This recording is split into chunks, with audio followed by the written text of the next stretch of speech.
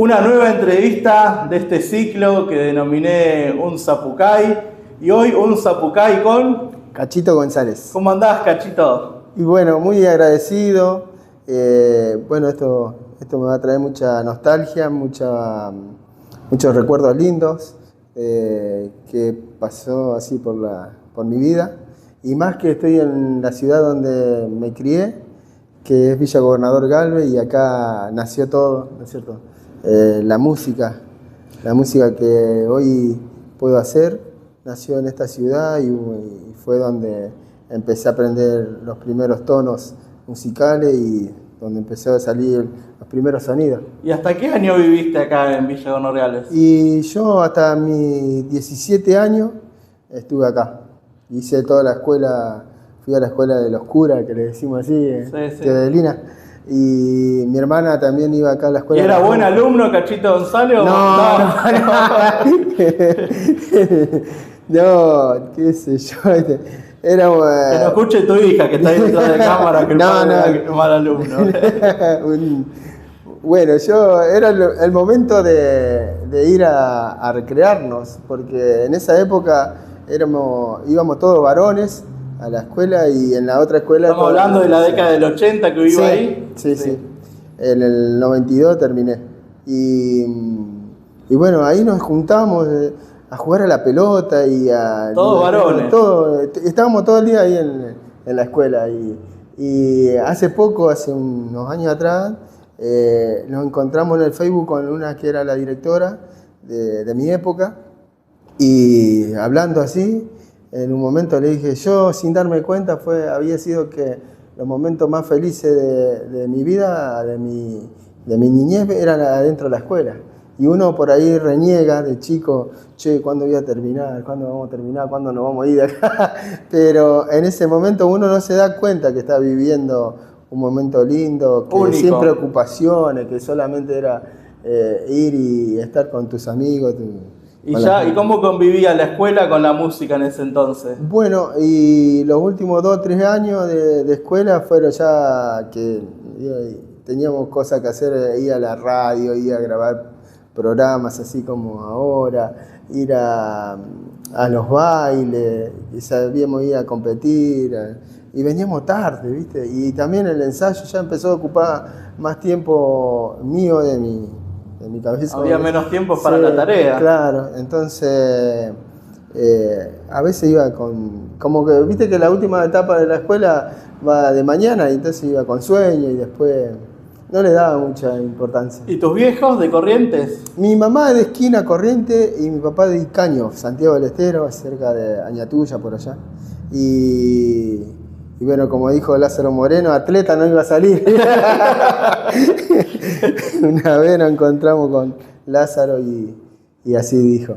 Y bueno, también recordando a nuestro amigo Gregorio, también hacía hincapié en las presentaciones cuando solíamos ir a tocar, que resaltaba eso, que de un correntino de una correntina y un santiagueño salió esta cosa.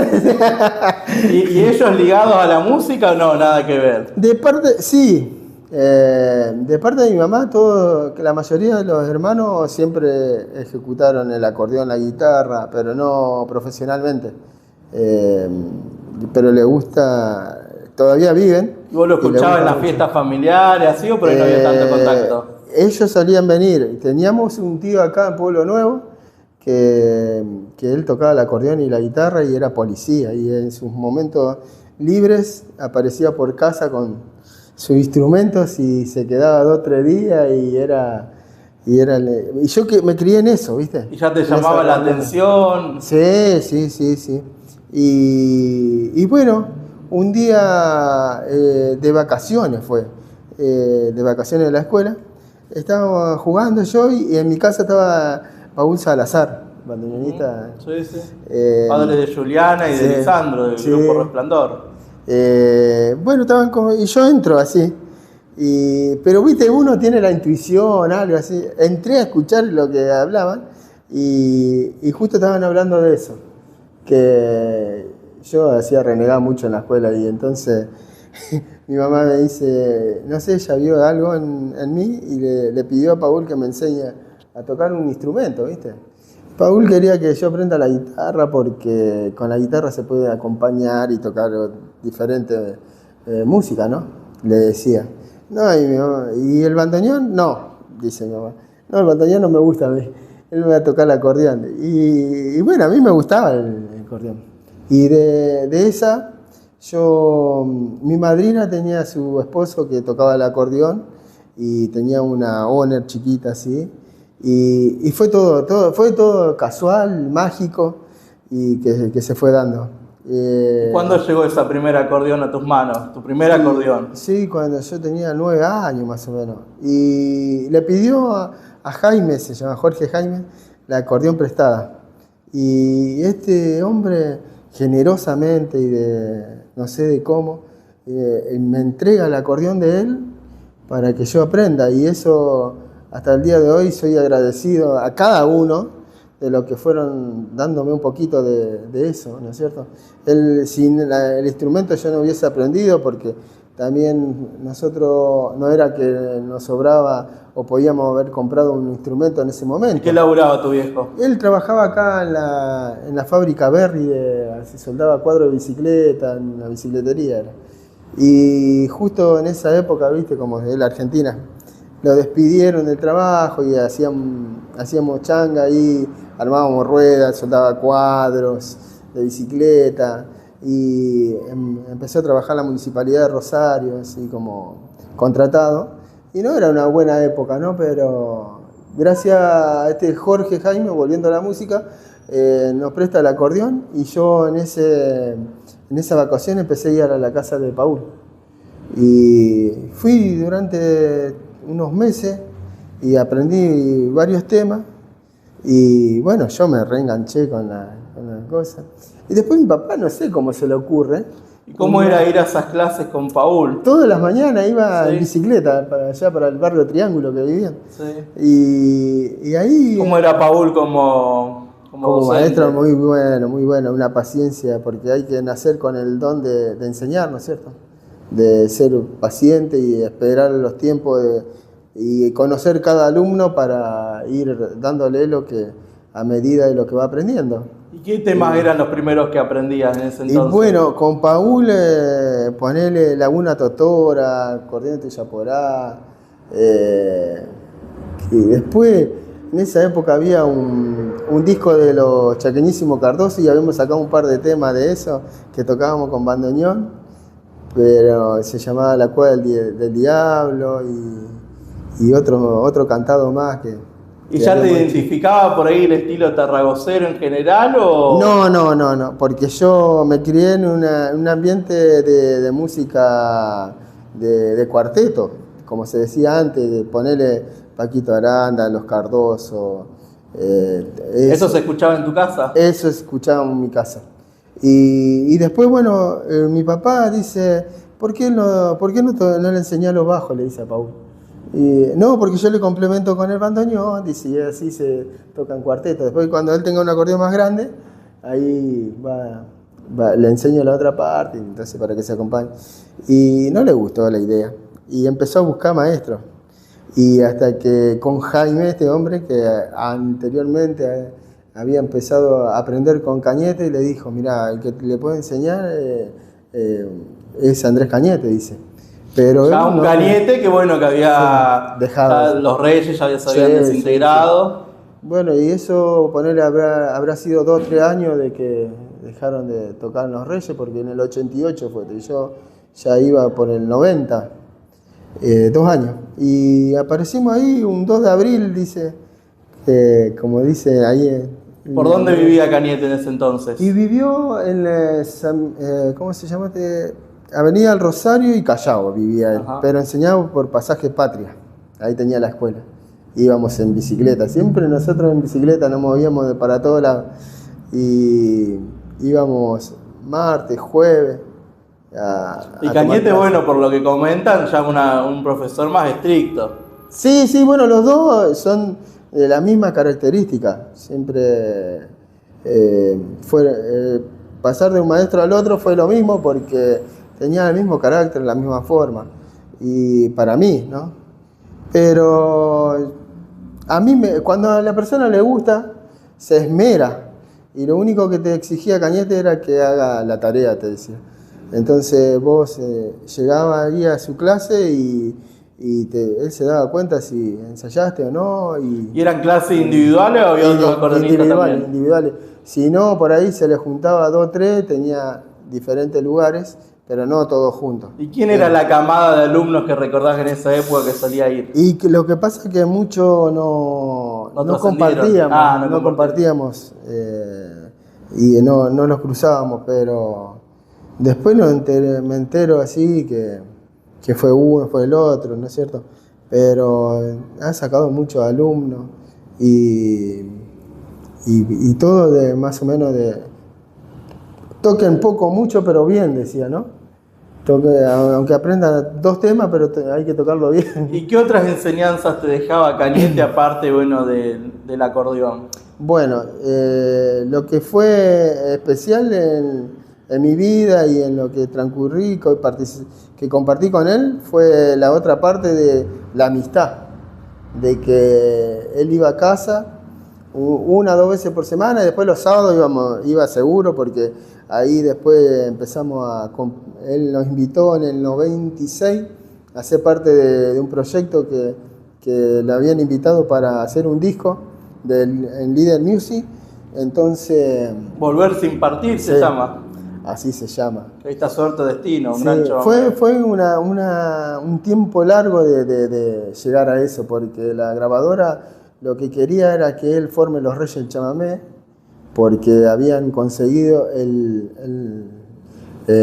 título, el nombre del conjunto, y le propusieron a él armarlo. Y él le dijo que no le interesaba de esa forma. Después volvieron nuevamente como 2 o 3 veces proponiéndole que arme Andrés Cañete y los Reyes del Chamamé, o los Reyes del Chamamé dirección Andrés Cañete, que figure él, y le dijo que tampoco, porque era exigirse y tener que hacer algo que ya se había hecho y volver a querer repetir eso era imposible, porque la gente ya tiene un sonido, por más que hoy podamos tener, dice, elementos mucho mejores que lo de antes, pero la magia no va a estar.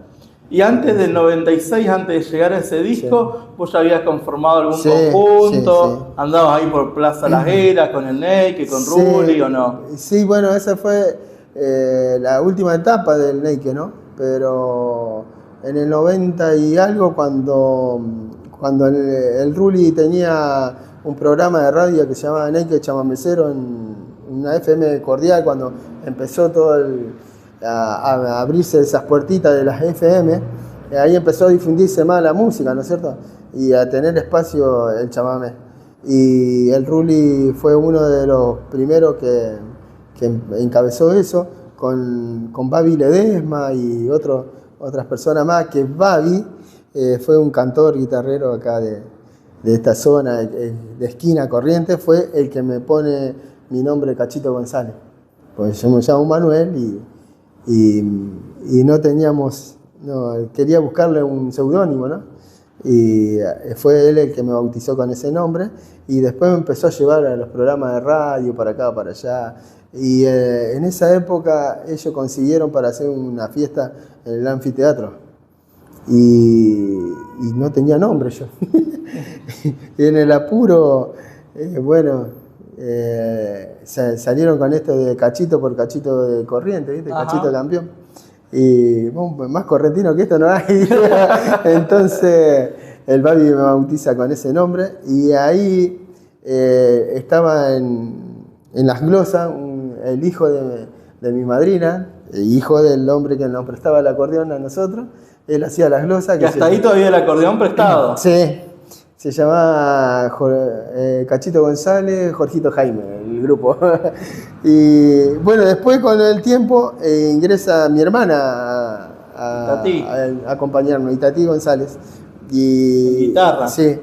Y bueno, y ella después seguimos. Y ahí ya hacían el estilo tarragocero con esos primeros. Claro, al principio sí, con ese. Después empecé con otro acordeón.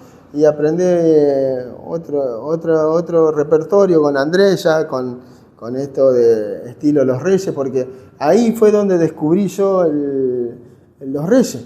Yo no conocía ese sonido, ese estilo. Y después cuando Cañete empezó a ir a casa, nos regaló discos de él y empecé a escuchar y me gustó, ¿viste? Empecé a estudiarlo, a desenvolver, pero para mí era un maestro, pero no lo conectaba con el músico, porque no conocía a ninguno de ellos.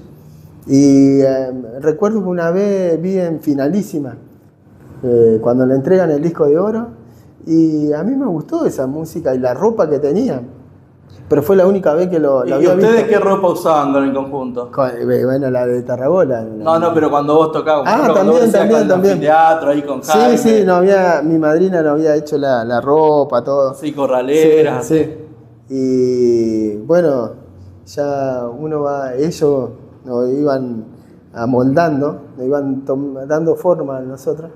¿Y cómo era el Neike? Para quien no conoce, ahí en Plaza La Era. Yo tuve la posibilidad de que mis viejos me llevaran y tengo recuerdos de esa pista de patinaje ahí en Plaza La Era, y todo el mundo bailando ahí. Fue una época linda para la música porque... Lamentablemente hoy no existe más. No. Bueno, esto, viste, la ayuda de Caballero, de Héctor Caballero, que fue intendente de la ciudad de Rosario, le dio la posibilidad al Ruli de hacer domingo por medio en la Plaza Las Heras, y pagaba el sonido y a los artistas, y nos daba de trabajar así, y después se iba moviendo en diferentes plazas, en diferentes barrios, la misma temática, y se juntaba la gente, se juntaba la familia, ya sabían, ¿viste? Y ya nosotros éramos toda una familia grandísima. Era impresionante la cantidad de gente que se juntaba. ¿Y cómo era a tu edad subirse al escenario de tan chico y enfrentar al público? Y fue algo como un juego, ¿no? Porque uno no toma noción de lo que hace. Hasta hace poco siempre fue todo esto de regalo. Fue algo que no imaginé y tampoco... ¿Y hasta ahora sigue siendo un juego o no? ¿O no? ¿Viste? Por ejemplo, Moyo de Dividido dice, para mí sigue siendo un juego tocar la guitarra. O sea, hay trabajo y hay juego, pero... Es más lindo disfrutarlo. Más lindo disfrutar hay un momento de seriedad, de compromiso, de que vos tenés que exigirte ensayar, armar algo para tal específico lugar, y ahí uno se pone serio, ¿no? Y empieza a estudiar y a buscarlo, a limar las cosas. Es el momento. Pero después, cuando vos vas al escenario, tenés que disfrutarlo. Para eso se trabaja anterior, todo lo que te lleve, 2 meses, 3 meses, depende, un disco o ir a un festival, porque el festival a veces hasta al mes anterior te avisan, che, te confirman, ¿viste? Claro. Entonces ahí vos tenés que meterle y prepararle. Ahí es trabajo. ¿Y querés tocar algún tema de los primeros que hacías con Cañete? Dale. A ver, con tu hermano, con Tommy ahí que se va a sumar. Y bueno, entonces vamos a hacer el primero que había aprendido con Andrés.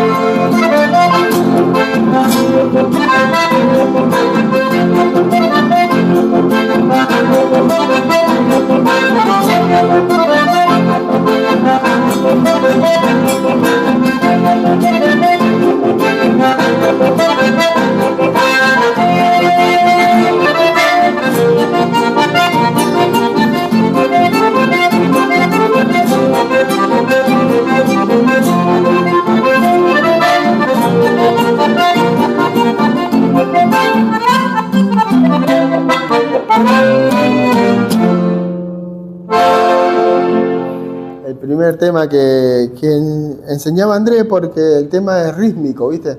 Entonces es más fácil unir las dos manos. Aprendés la mano derecha y después, bueno, cuando tenés resuelto lo del ritmo acá, lo complementás. ¿Y te costaba la parte de los bajos? O... No, mirá, el tema es así. Cuando hay una edad determinada para aprender y un momento para el aprendizaje. Y la criatura, por más que no le guste, todo, absorben todo, aprenden de una manera magnífica porque es el momento de aprender. Y por ahí, si no le gusta, le va a caer, la concentración es la que no le permite avanzar. Pero una vez que le encuentre, vos como maestro tenés que buscarle el tono, el tema, para engancharlo. Y una vez que se engancha en ese, empieza a tener curiosidad y avanza.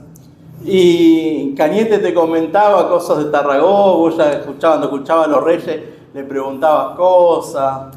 Sí, mirá, eso fue ya después, en grande, cuando empezó a ir a casa y yo empecé a tener mucho más diálogo con él, porque después para mí él fue como un abuelo que no tuve y compartíamos, ¿sabes? Un sábado amanecíamos 4 o 5 de la mañana conversando.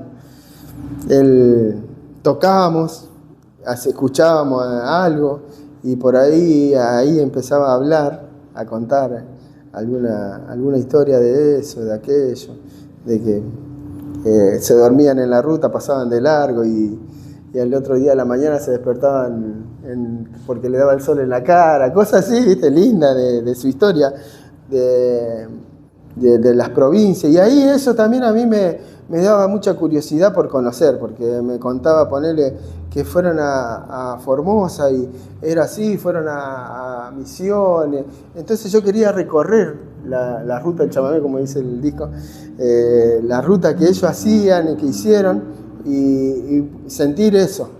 Y bueno, gracias a Dios he cumplido varias cosas que me contaron y he conocido amigos de ellos que me contaban que solían frecuentar. ¿Y cómo fue grabar el disco Volver sin partir? ¿Dónde lo grabaron? Acá en Rosario fue, porque...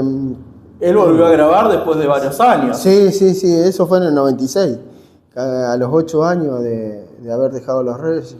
¿Quiénes participaron en ese disco? Y bueno, estaba Itatí, Mario Pagura en contrabajo, fue invitado Rubén Rodríguez en Las Glosas, el Toti Aguilar, Mario García, que fue también compañero de grupo, que él también después lo incorporó al conjunto. ¿Quién más? Él, yo, y bueno, éramos todos. ¿Y cómo fue grabar? ¿En cuánto tiempo se grabó? ¿Hubo tiempo antes de ensayo? Ensayo, cualquier cantidad, como un par de meses, como 6 meses, viste que es la típica de ellos. ¿Y él ahí incorporó algún tema tuyo también? Claro, mirá, yo te voy a contar algo que él, cómo se manejaba en el tema musical. Él es el autor de todos los temas de Los Reyes, pero después le daba participación, como era sociedad, a vos.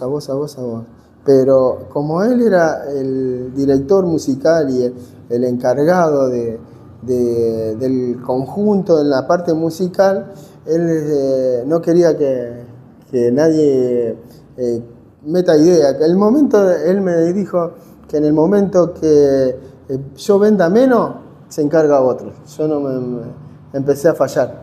Y entonces el gusto, la forma, la idea de él, no permitía que nadie me opine, ¿no? Y en el disco ese también fue de la misma manera. Entonces estábamos así y un día me dijo, mirá, yo tengo otros temas y este tema lo hice pensando en tu forma de ser y en tu gusto. Y no sé si vos lo querés, es tuyo, me dijo. Ese se llama Para Bailar Zapateado. El primer tema que comparto yo en Sadaí, y bueno, y tuve la posibilidad de opinar, ¿no? No sé si otro de sus compañeros pudiera hacerlo. ¿Qué edad tenías ahí con ese disco? Y 16 años más o menos. Sí. Y bueno, yo le dije, bueno, así, y él me preguntó, como para mí una bendición que semejante persona te pregunte qué opinás sobre este tema, que le pongo esto, le saco aquello.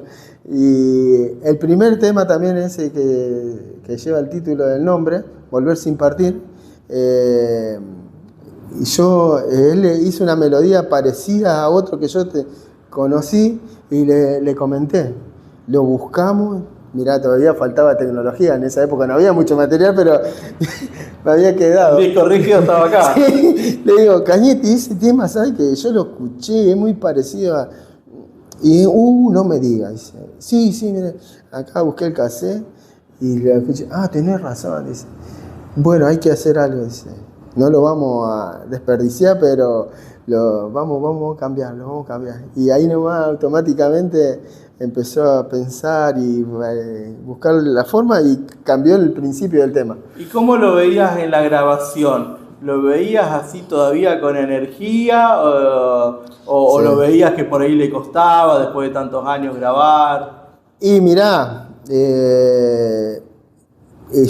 aparte de ella, ahí tenía, ¿cuántos años tenía? O sea, tenía no me pico de años. Sí. Bueno, vamos a imaginar, ahí estaba la pecera, vamos a decir, donde está el técnico. Él estaba de espalda ahí, mi hermana acá y los otros muchachos distribuidos ahí porque... ¿Grababan todos juntos? Sí, en cinta era. Pero cada uno en su gabinete, ¿no? ¿Fue tu primera experiencia grabando? Sí, fue algo... Nosotros parece que estábamos en Hollywood, me parece. Y bueno, el Gorosito se llamaba el técnico, me hacía seña a mí, yo le hacía seña a él y arrancaba. Entonces, viste, yo me sentía muy halagado porque se apoyaba mucho en nosotros.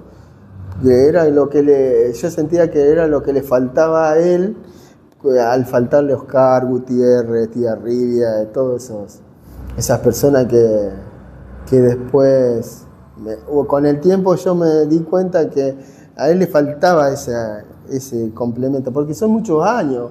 Vos confías en que jugás de memoria, ¿no? Confía que si te falla algo, te trabas en algo, tu compañero va a saltar y te va a salvar, ¿no? Y trabajando en el escenario, digo, ¿viste? Y él se agarraba en nosotros, entre mi hermana y yo, en eso.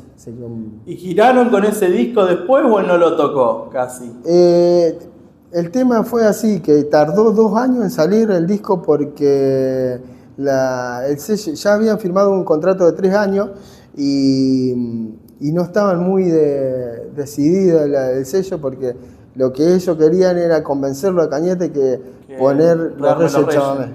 Y bueno, Andrés era un testarudo también. Pero bueno, murió en su ley, ¿no?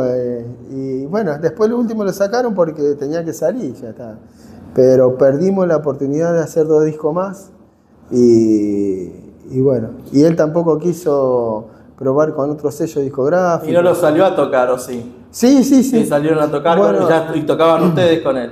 Claro, sí empezamos a tocar en algunos lugares que se empezó a levantar la expectativa, como porque Andrés salió el disco y empezaron a llamarlo, pero él elegía los lugares específicos a donde quería ir y que eso también fue un tema para nosotros, porque yo siempre tuve la adrenalina, las ganas de salir a tocar y lo discutíamos y no había forma porque él decía, después puso la excusa que ya estaba grande y que tenía que ver a dónde le convenía ir, no económicamente, era para mostrarse. Pero a nosotros nos hacía bien salir y mostrarte, no importa el lugar, ¿no? Claro. Esa era ¿Y paralelamente vos seguías con tu conjunto tocando? Claro, sí. ¿Y por dónde girabas en esa época? Y fue ¿Acá Club Olímpico o no? Sí, fue todo acá local nomás, fueron 20 y pico de años tocando acá en la zona y yo estaba desesperado porque cualquier grupo veía, ¿viste? Cuando uno es joven, cuando es chico, nace esa cosa, ¿por qué yo no? ¿Por qué yo no? Graba fulano y ya sale, toca, y yo todavía acá, ¿cuándo vamos a arrancar nosotros? Siempre ensayando, siempre, y nunca no podíamos salir. Y es tan difícil salir de Rosario porque no se lo ve como parte del litoral. Aunque acá históricamente fue el lugar donde se cocinó parte de todos los músicos importantes que hicieron al chamamé.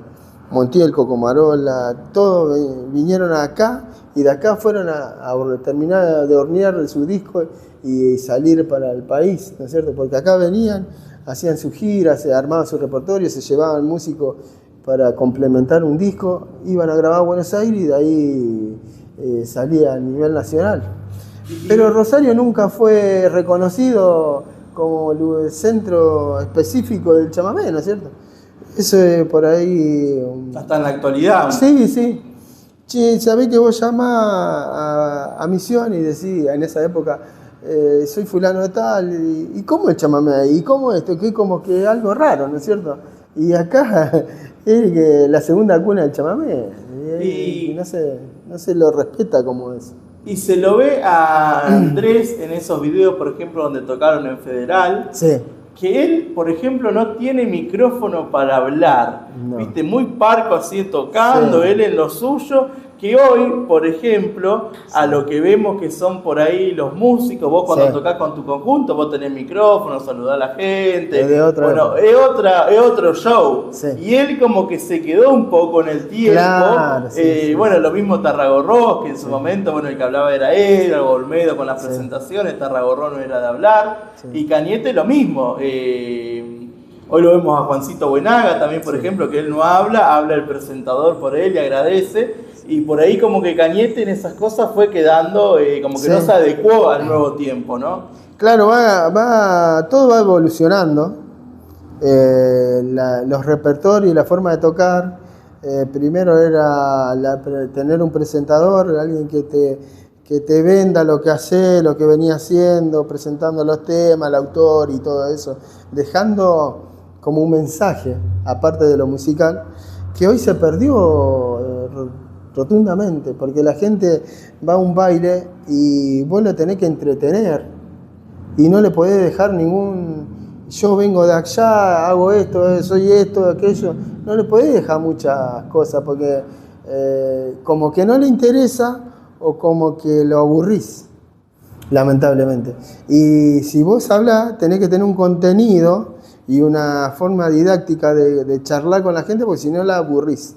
Y en nuestro chamamé está faltando esa parte.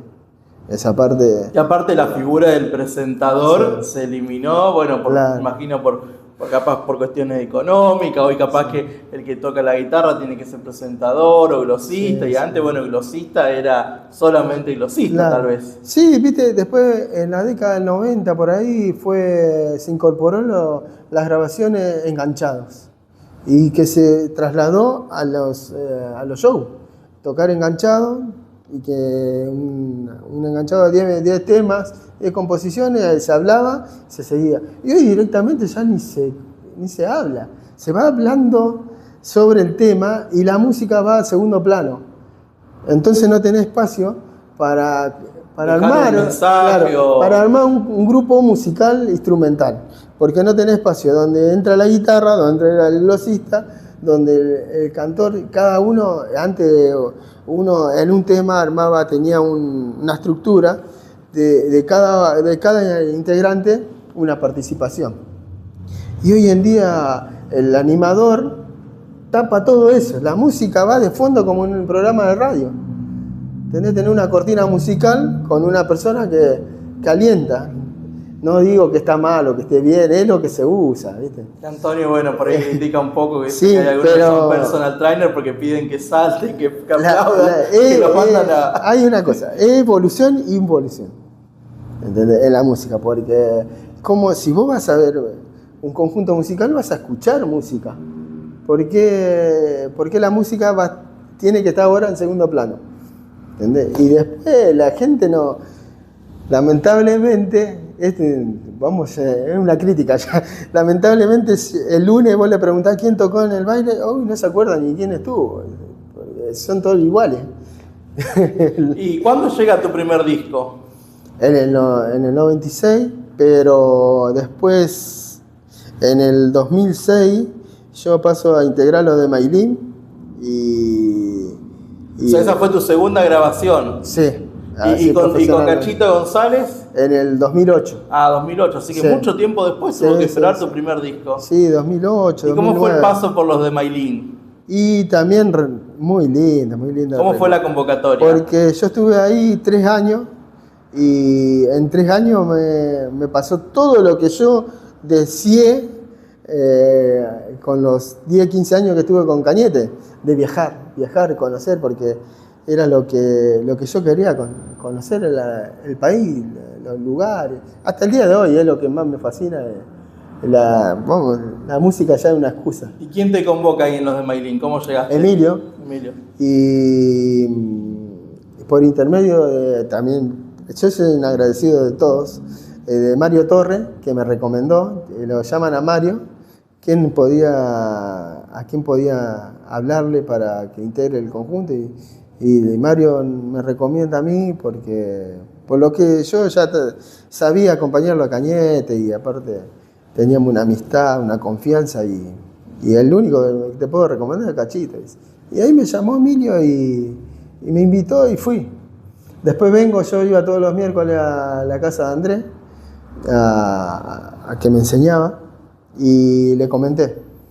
Cañete, le digo, el fin de semana me fui a tocar a Buenos Aires con Emilio. Mira qué bueno, muchachos. Así que vos seguiste aprendiendo después con Cañete. Sí, sí. Andrés fue una persona que no nos dio la posibilidad de mostrarnos mucho con él en los escenarios. Pero sí detrás del escenario estuvo siempre atrás de nosotros. En bailes fuimos a competir, Cosquín, Varadero, Federal, Diamante, y él viajó siempre con nosotros. Siempre estuvo acompañándonos en todos los viajes y en todo lugar que íbamos, iba él con nosotros y en esa parte nos preparaba para esas cosas y fue bondadoso en ese sentido y egoísta en otro, que por suerte se fue él, pero no quedó nada por decirnos. Siempre hablamos y tuve la libertad y el beneficio de poder conversar todo. ¿Y quiénes integraban los de Maylim en esa época que vos y bueno, estaba llegaste? Emilio, que era el director, Pichón González, Miguel Arce, Pablo Jiménez, Alberto Moyano y yo. Una formación que te atropellaba. Sí, fue linda. Yo no corresponde decir, pero viste, hoy en día hay muchos chicos de esa época que bueno, te dicen cosas lindas, que fue el mejor grupo armado por lo de Maylim y esas cosas. Te halagan, pero bueno, uno tiene que agachar la cabeza y agradecer nomás. ¿Y grabaron ahí con los de Maylim? Sí, grabamos. Y ¿Cómo era Emilio? Emilio era una persona también muy bondadosa que me dio la libertad de poder aprender el tema de conectarme con gente que organiza baile, llamar yo y decir, hola, soy fulano de tal, hablo de parte de lo de Maylim y vamos a andar por acá, por allá y arreglar yo bailes. Y era algo nuevo para vos. Pues claro, y yo una criatura todavía. Aparte de lo de Maylim, bueno, un equipo de primera. Y yo tenía la responsabilidad de llevar todas esas personas de tanta trayectoria y confiar en mí era algo inesperado, que él me dé esa confianza. Llamá, Cacho, llamá y arreglá vos y vamos y ya está. ¿Y por ahí los veías componer a Cañete, a Emilio?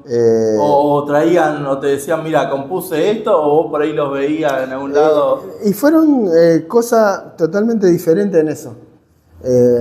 Cañete ya nos enseñaba individualmente, y cuando ya estaba todo cocinado, vos ya sabías, ahí recién unía todo. Nos juntaba todo y empezaba el ensayo. Lo otro era aprendizaje. Pero con lo de Maylin fue, como se dice lo de antes, a la parrilla. Cada uno tenía su idea y decía y se armaba sobre la idea tuya. Vos traías una letra, se armaba la melodía. Pichón tenía temas y lo íbamos armando. Ahí vos ya empezabas a componer. Y ahí es donde me dan mucha más participación musicalmente, porque he grabado temas, mis temas los grabé yo, y otros temas que cantó Emilio, eso lo grabé yo. Y bueno, agradecido a Pichón, a Emilio, a todos que me dieron la confianza y la posibilidad de participar en el disco como de igual a igual. Ahí lo podemos invitar a Tommy para que nos haga escuchar algún tema que haya hecho con lo de Maylin en esa época. Vamos.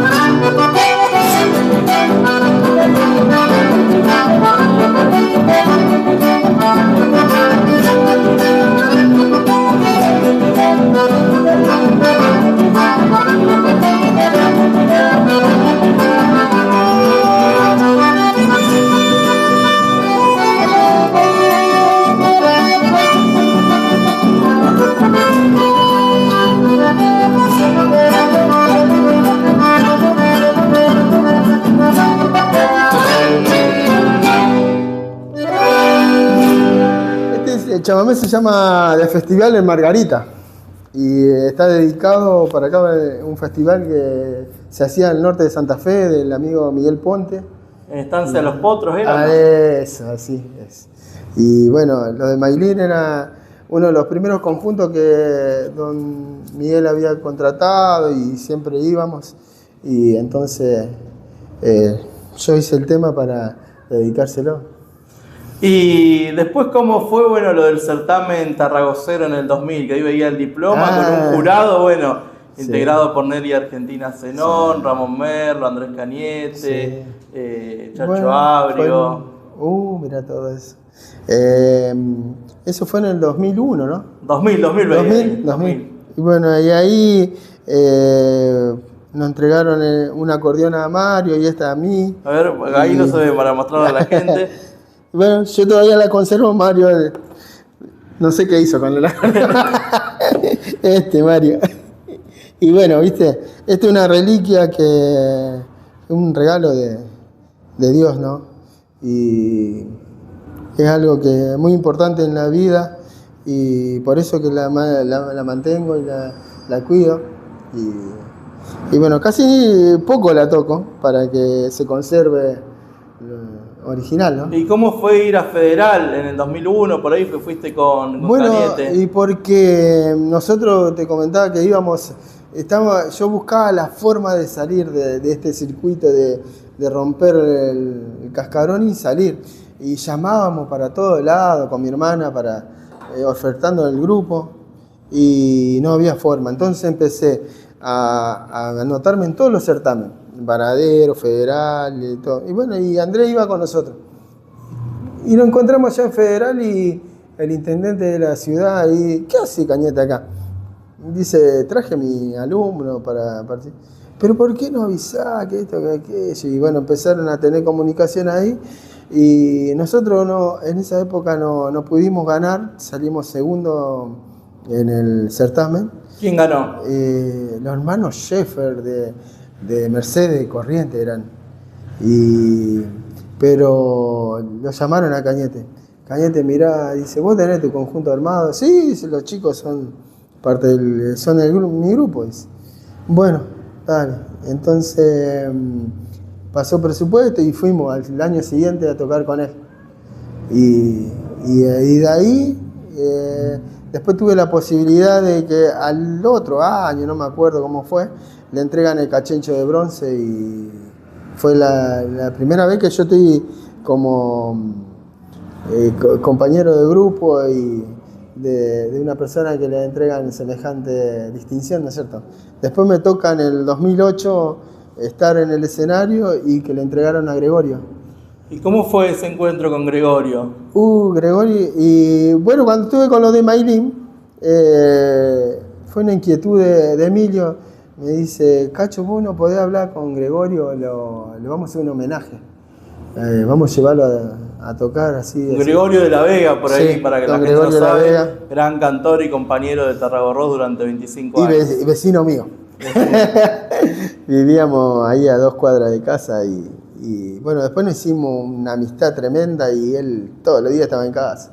Venía a tomar mate y bueno, le digo, Gregorio, mire, Emilio necesita, si a usted le interesa, para hacer un par de shows, le digo, y si usted quiere, ir a tocar con nosotros, así. Me dice, sí, bueno, y ahí le aviso a Emilio se conecta con él, y yo me era el encargado de llevarlo a Gregorio. Viajábamos para allá, para Buenos Aires, Mar del Plata, por varios lados fuimos a tocar. ¿Y cómo era Gregorio? Una persona, un compañero espectacular, aparte ya estamos hablando de un Gregorio grande. Sí. Conversador y muy bondadoso también, muy de enseñar, mirá. De hacer chistes. Sí, muy alegre. Él le tenía una forma hermosa y no te aburría nunca. Siempre tenía algo para decir y compartir lo que él sabía de la ruta, de los bailes, de esto, de aquello. Me hablaban mucho, y eso es la escuela que falta a la juventud hoy en día de personas, de que no ser egoísta y decirte, che, mirá muchacho, hacé la música con un propósito del mañana, de que todo lo que haces hoy con seriedad para que te sirva mañana. Lamentablemente un poco se va a perder o se está perdiendo de los derechos de autor, de derechos de intérprete, esas cosas que están ahí peleándola, pero ellos me inculcaron eso. Cada cosa que hagas, hacela a futuro, porque eso es una jubilación el día de mañana. La actuación es momento, lo que viví en el momento, el puchero de hoy, pero mañana cuando no sale baile, ¿de qué vas a vivir? ¿Y cómo fue llegar a tu primer disco ya con Cachito González y Los Nuevos Reyes? ¿Por qué la denominación Los Nuevos Reyes? Bueno, ahí te cuento. Gregorio me convoca, me invita a hacer un disco con él. Estábamos ensayando y en una reunión con Abraham Elú me presenta a mí. Y, mira, sí, lo conozco, así, vos tocabas con Andrés. ¿Y vos cuándo vas a grabar? Me dice Abraham. Y no sé, le digo, ahora estaba por grabar con él. Pero dice, prepárate algo y cuando él va a grabar, grabá vos también. Dice, ¿no tenés conjunto? Sí, le digo, sí, vamos a grabar con él. Bueno, dale. Entonces quedamos así, me dice Abraham Elú. Cuando viajás con él, graben ustedes también. Y yo estaba así, sin proyecto. Solamente trabajaba con Gregorio y lo acompañaba a él en ese momento. Y cuando vamos a armar ya habíamos grabado, me llama cómo se va a llamar el disco, con la ficha técnica, y dice Cachito González, dice, ¿y qué más le podemos poner? Porque esto tiene que ser algo que tenga algo para que la gente vea el disco y que sea un llamador, ¿no? Y dice, esa fue en una reunión que nos encontramos con él y Gregorio dice, poné los Reyes el chamamé, me dice, si no lo usa. Dice, no, le digo, no, porque eso ya es mucho, le digo, para mí es muy... Sí, me decían, a Abraham le gustó la idea. Déjemelo pensar, le digo, yo voy a ver cómo lo podemos hacer. Y me dice, bueno, después lo llamo, ya sé cómo lo voy a hacer. Le digo, ¿cómo va a ser? Cachito González y los Nuevos Reyes, pero no va a decir ni de qué Reyes de qué. Le digo, menos mal que fue así, ¿viste? Porque trajo polémica igual. Sí. Entonces, sí, porque hay muchos fanáticos de los Reyes. Era lo que a Cañete le esquivó. En esa época había Messenger, me ponían en los cosas, te falta mucho para llegar a ser los Reyes, comentarios así, que tienen razón, tienen mucha razón, pero bueno, ¿qué le va a hacer? Con todo respeto uno trata de hacer lo mejor posible, pero nunca va a igualar. Y tampoco tenés que imitar a algo que no se puede. No se puede imitar. Yo no puedo ser vos. Cada uno es auténtico y original, ¿no? ¿Y cómo era Gregorio para grabar? Y Gregorio era lo mismo que está con Andrés, era la misma ¿Esa cosa. escuela? Sí, la misma escuela, la misma responsabilidad, pero uno ya lo tiene incorporado eso, ¿viste? No, se exige solo. Y después de grabar bueno ese disco, ya arrancaste ahí una nueva etapa en tu vida. Claro, con un sí, disco sí. bueno ya en el... Ya después, cada uno duró siempre la amistad, pero cada uno tomó diferentes caminos porque uno tiene una energía, un propósito, una necesidad diferente.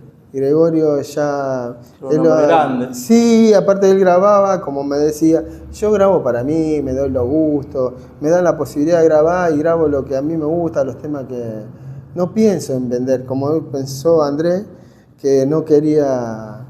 Mirá, vos en el 96 y ellos eran unas personas que hoy en día no hay, ¿no? Me dice, mirá, yo voy a hacer este proyecto, pero sin ser Tarragó, sin ser Los Reyes, yo quiero grabar lo que yo siento, lo que soy, y va a ser algo diferente. Pues incluso Andrés después de ese disco no grabó más. No, porque hace un disco como de él solista. Me dijo, lo que vamos a grabar es lo que yo quiero tocar, como la forma que quiero tocar. Porque si yo tendría el pensamiento de que la exigencia de vender, grabo cumbia, me dijo. ¿Entendés? En el 96. Y hay muchos fanáticos de Tarragó, de Los Reyes, que dicen, no podés hacer eso, no podés hacer eso. Pero ellos siempre la vieron en la orientación económica, ¿no es cierto?, de vender discos, de crear cosas. Y tenían toda la posibilidad, todo el talento para hacer las cosas bien. Hagan lo que hagan, lo hacían bien. Y Gregorio lo mismo, tenía ese pensamiento ya. Y yo tenía otra necesidad. Y entonces va buscando otro repertorio, otra forma de tocar, porque cada provincia, cada lugar, hay lugares nuevos, como Ser el Sur, que hoy en día se trabaja. Bueno, vos has girado, ¿no? Por el sur. Y bueno, cada localidad... ¿Y cómo es ir al sur? Cada localidad tiene una forma diferente de sentir la música. Ahí es rápido como tocan. Sí, uno se tiene que adaptar y llevar lo que la gente está, lo que quiere, ¿no es cierto? Hay que ser respetuoso del gusto y siempre no saliendo de tu esencia, pero llevar lo que la persona quiere, lo que quiere consumir. ¿Cómo ves la actualidad de los festivales, la actualidad del chamamé? Y no hay muchas posibilidades de mostrarse. Los que realmente giramos y todo el año estamos tratando de mantener esta música, no tenemos la posibilidad en el momento de enero, febrero mostrarnos. Siempre hay un circuito cerrado de pocos que vos no lo ves en ningún lado y en el festival están, ¿viste? Y por ahí ustedes los que están girando todo el año... Claro, no tenemos... Y si nos convocan nos mandan a las 5 de la mañana. Bueno, como le pasó a Rubén Rodríguez, no sé si fue este año o el año pasado, y Espuelas de Plata también, que lo tocaron como a las 5 de la mañana, una cosa así, que ni siquiera la televisación lo agarra, donde vos decís, bueno, por ahí si lo agarra la tele, vos después lo subís a tus redes, lo explotás de alguna manera y estuve, pero Rubén Rodríguez ni siquiera tuvo foto oficial del festival porque no. Es lamentable, es una cosa que vamos a decirlo, es la realidad que nos pasa. ¿Y por ahí crees que pasa más con los tarragoceros que con otro estilo? ¿O ves no, porque estuvimos ahí y todos los que somos, que nos ponen en el lugar de bailantero, no nos respetan, no nos dan el lugar bueno, estamos todo el año luchándola, poniéndole el pecho para difundir la música en un baile, en la radio, acá, allá. Haciendo kilómetros y kilómetros, incluso bueno, por ahí para la gente contarle que hace poco estuviste en el conurbano, o sea que estás, buena actividad constantemente. Sí, por suerte, ponerle de Paraguay a Comodoro Rivadavia, todo ese, nos movemos, por suerte. Porque mi idea musical siempre fue hacer algo que no se encasille en 2 o 3 provincias.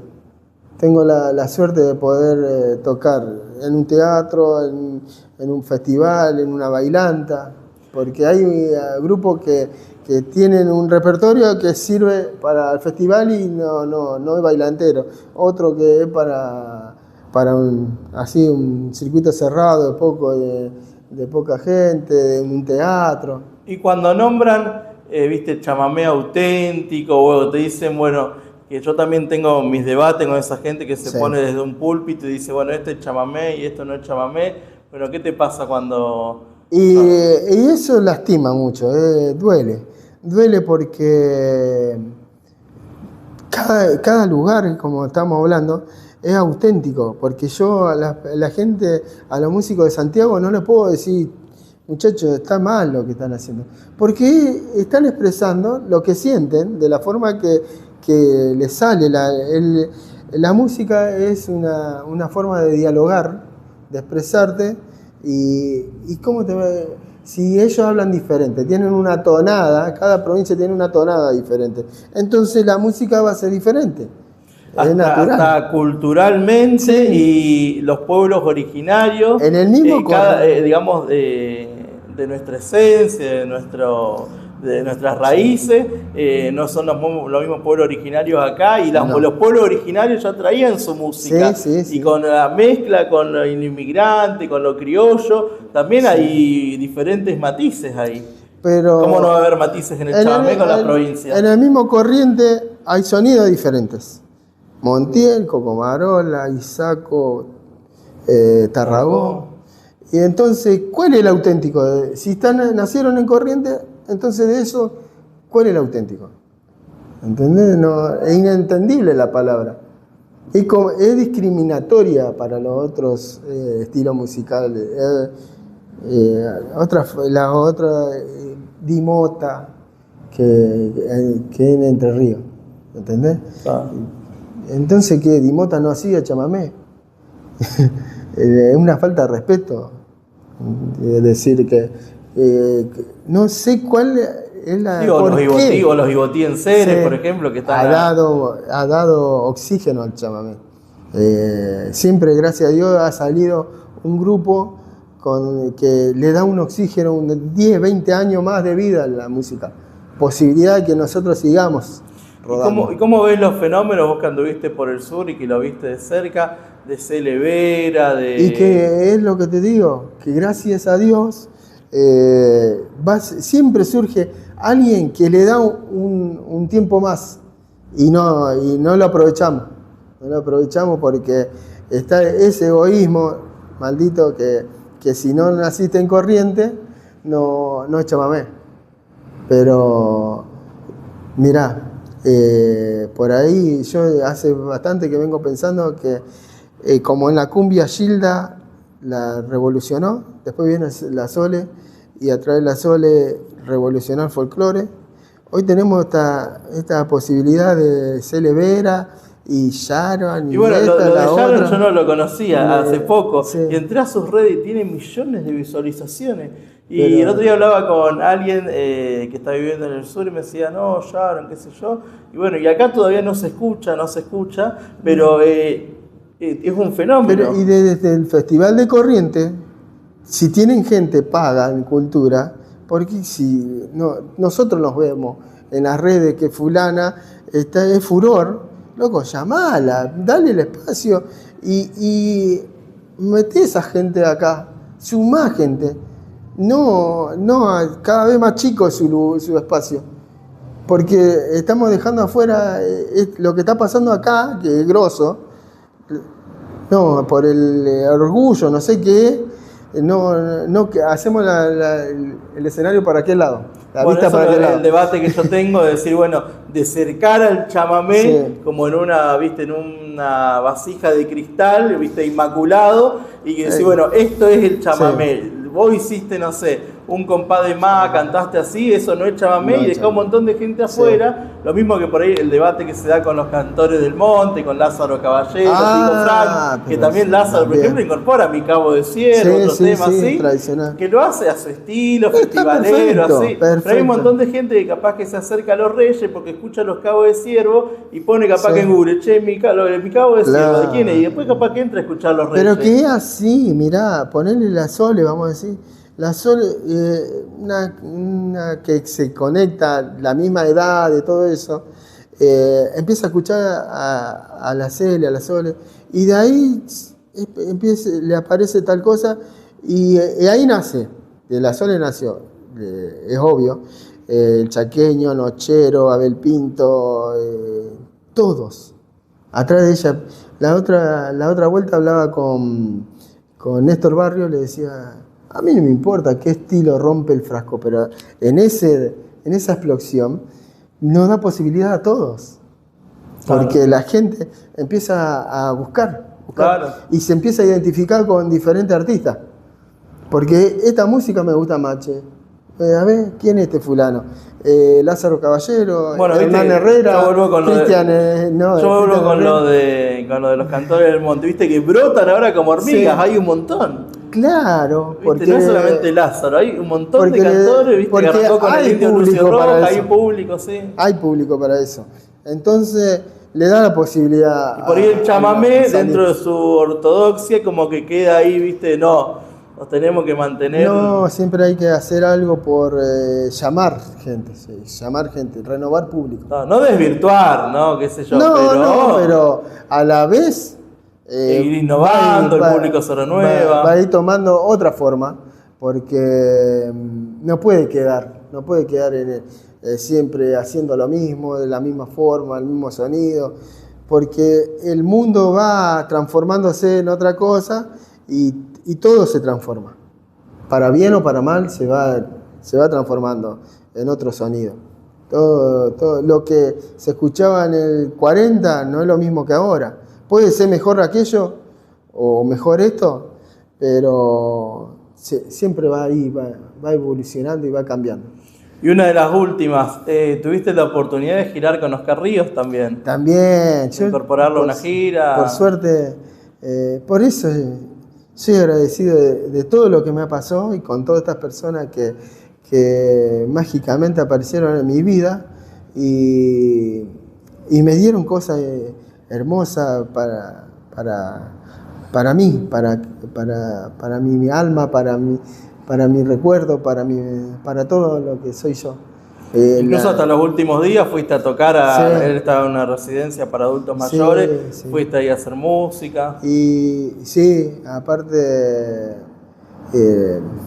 fue algo emocionante. Oscar fue un ángel en la tierra, ¿no? Una persona súper especial, una cosa amorosa como persona. Aparte de su alegría que siempre expresó en el escenario, en la vida cotidiana era lo mismo, la misma persona, así, cero egoísmo, él es bondadoso tremendamente y humilde. ¿Qué viene para Cachito González por delante? ¿Más grabaciones? ¿Un video? ¿Más giras? Sí, algo. ¿En qué andás? Y siempre pensando en lo que venga, encaramos. Estamos... ¿Seguir recorriendo el país? Sí, siempre. Hasta que la salud nos dé, vamos a hacer esto, que es ir a tocar acá, allá, donde nos llamen, donde nosotros tengamos la posibilidad de ir, vamos a ir, porque es lo que a mí me gusta como persona. Y siempre se te ve, hoy hoy las redes son una vidriera inmediata, muy sincero, y que por ahí, te ha traído algún dolor de cabeza, esa sinceridad. Sí, pero tampoco podés estar quedando bien con todo, porque nosotros tenemos que ser autocríticos. La forma de corregir cosas es criticándonos. Claro. Yo, principalmente por mí. Yo he cometido muchos errores y que uno se golpea y se tiene que volver a levantar y tratar de no volver a hacerlo, pero también yo puedo opinar. Está bueno que opinen de nosotros para construirnos. Y si es mala también la crítica, es buena porque está mal. Entonces lo tengo que arreglar.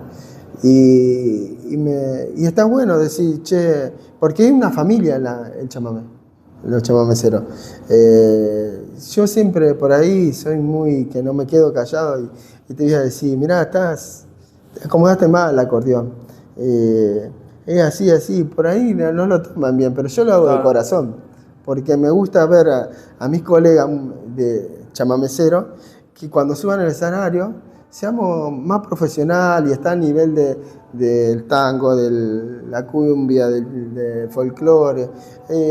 Quiero que crezcamos intelectualmente, musical, el marketing, que hoy es redes, la comunicación. Yo le he dicho a las chicas que porque el futuro de nuestra música va a ser por el lado de las mujeres.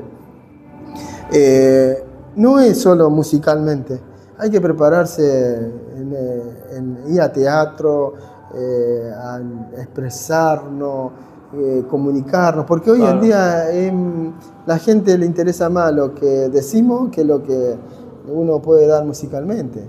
Desde ya te agradezco por la entrevista, por este espacio.